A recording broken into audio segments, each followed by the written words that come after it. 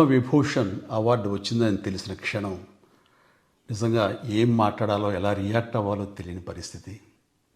మన దేశంలో రెండవ అత్యున్నత పౌర పురస్కారం పద్మవిభూషణ్ లభించినందుకు నాకు నిజంగా చాలా సంతోషంగా ఉంది.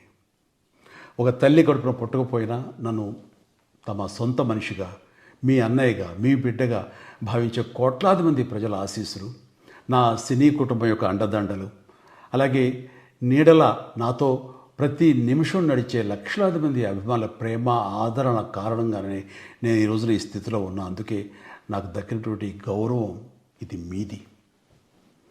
మీరు నాపై చూపిస్తున్న ప్రేమ, ఆప్యాయతలకు నేను ఏమి రుణం తీర్చుకోగలను? నా 45 ఏళ్ల సినీ ప్రస్థానంలో వెండితెరపై వైవిధ్యమైన పాత్రల ద్వారా వినోదం పంచడానికి నా శక్తి మేరకు నేను ప్రయత్నిస్తూనే ఉన్నా. నిజ జీవితంలో కూడా నా చుట్టూ ఉన్న ఈ సమాజంలో అవసరమైనప్పుడు నాకు చేతనైన సాయం చేస్తూనే ఉన్నా. కానీ మీరు నాపై చూపిస్తున్న కొండంత అభిమానానికి నేను ప్రతిగా ఇస్తున్నది గోరంతే.